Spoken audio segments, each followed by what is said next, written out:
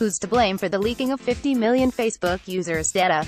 Facebook founder and CEO Mark Zuckerberg broke several days of silence in the face of a raging privacy storm to go on CNN this week to say he was sorry. He also admitted the company had made mistakes, said it had breached the trust of users, and said he regretted not telling Facebookers at the time their information had been misappropriated. Meanwhile, shares in the company have been taking a battering, and Facebook is now facing multiple shareholder and user lawsuits. Pressed on why he didn't inform users, in 2015, when Facebook says it found out about this policy breach, Zuckerberg avoided a direct answer, instead fixing on what the company did, asked Cambridge Analytica in the developer whose app was used to suck out data to delete the data, rather than explaining the thinking behind the thing it did not do. Tell affected Facebook users their personal information had been misappropriated. Essentially, Facebook's line is that it believed the data had been deleted, and presumably, therefore, it calculated wrongly that it didn't need to inform users because it had made the leak problem go away via its own back channels. Except of course it hadn't. Because people who want to do nefarious things with data rarely play exactly by your rules just because you ask them to. There's an interesting parallel here with Uber's response to a 2016 data breach of its systems.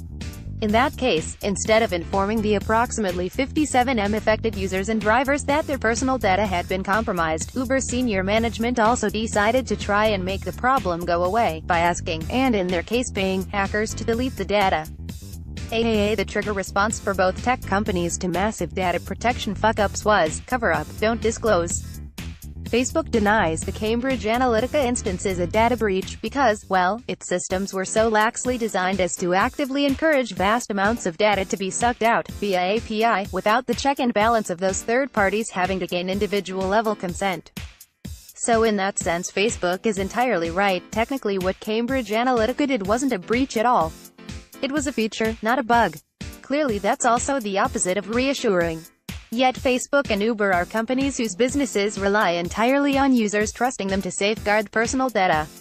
The disconnect here is gapingly obvious. What's also crystal clear is that rules and systems designed to protect and control personal data, combined with active enforcement of those rules and robust security to safeguard systems, are absolutely essential to prevent people's information being misused at scale in today's hyper-connected era. But before you say hindsight is 20/20 vision, the history of this epic Facebook privacy fail is even longer than the underdisclosed events of 2015 suggest, i.e., when Facebook claims it found out about the breach as a result of investigations by journalists. What the company very clearly turned a blind eye to is the risk posed by its own system of loose app permissions that in turn enabled developers to suck out vast amounts of data without having to worry about pesky user consent. And, ultimately, for Cambridge Analytica to get its hands on the profiles of approximately 50 million US Facebookers for dark ad political targeting purposes. European privacy campaigner and lawyer Max Schrems, a longtime critic of Facebook, was actually raising concerns about the Facebook's lax attitude to data protection and app permissions as long ago as 2011. Indeed, in August 2011 Schrems filed a complaint with the Irish Data Protection Commission exactly flagging the app permissions data sinkhole, Ireland being the focal point for the complaint because that's where Facebook's European HQ is based. His means that not the data subject but friends of the data subject are consenting to the use of personal data, wrote Schrems in the 2011 complaint, fleshing out consent concerns with Facebook's Friends Data API. Since an average Facebook user has 130 friends, it is very likely that only one of the user's friends is installing some kind of spam or phishing application and is consenting to the use of all data of the data subject. There are many applications that do not need to access the user's friends' personal data, e.g. games, quizzes, apps that only post things on the user's page, but Facebook Ireland does not offer a more limited level of access than all the basic information of all friends. The data subject is not given an unambiguous consent to the processing of personal data by applications, no opt-in. Even if a data subject is aware of this entire process, the data subject cannot foresee which application of which developer will be using which personal data in the future. Any form of consent can therefore never be specific, he added. As a result of Schrems' complaint, the Irish DPC audited and re-audited Facebook systems in 2011 and 2012.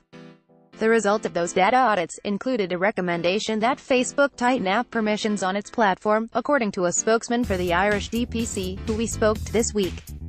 The spokesman said the DPC's recommendation formed the basis of the major platform change Facebook announced in 2014, aka shutting down the Friends Data API, albeit too late to prevent Cambridge Analytica from being able to harvest millions of profiles worth of personal data via a survey app because Facebook only made the change gradually, finally closing the door in May 2015.